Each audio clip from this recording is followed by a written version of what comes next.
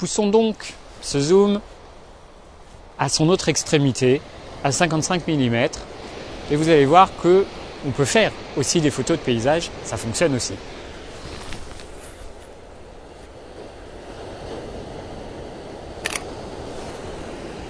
Voilà la première.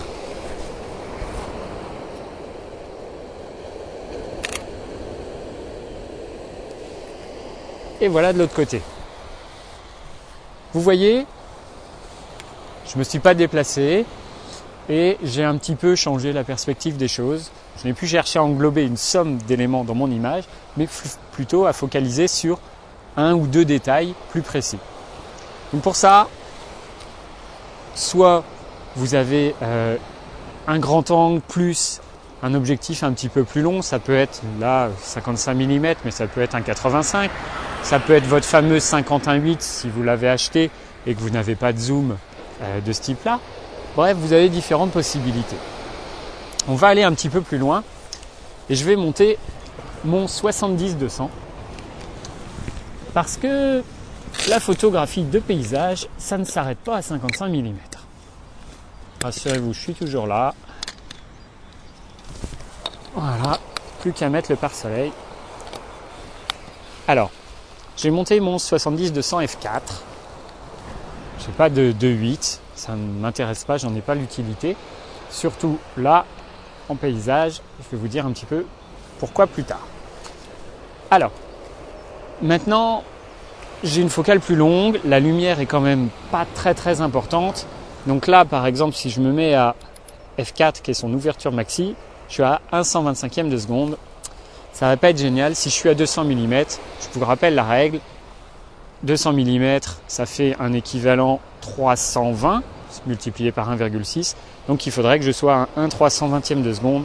Et là, 1/125, c'est pas génial. Je vais donc monter mon appareil sur mon trépied pour m'assurer que je ne bouge pas. Alors pourquoi un 70-200 ?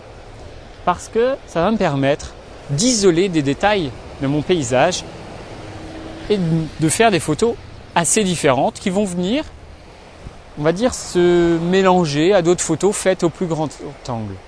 L'intérêt de ces diverses focales, c'est de pouvoir justement faire ce que votre œil fait, à savoir passer d'une vision d'ensemble à des détails qui vous intéressent. Je vais prendre mes cabanes au loin.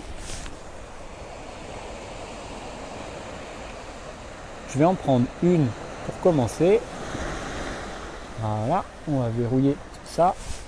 Là, je suis à 135 mm à peu près.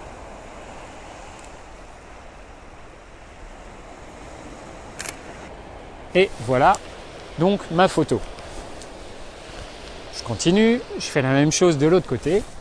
Et on va choisir un petit peu ce qu'on veut. Allez, va pour la plage. On va attendre que la vague arrive. Voilà. Alors, je suis pas très horizontal. On va même se mettre comme ça.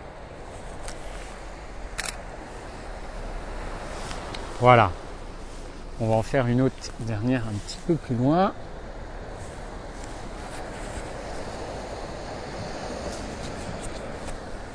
Voilà. Il ne faut pas hésiter à prendre son temps.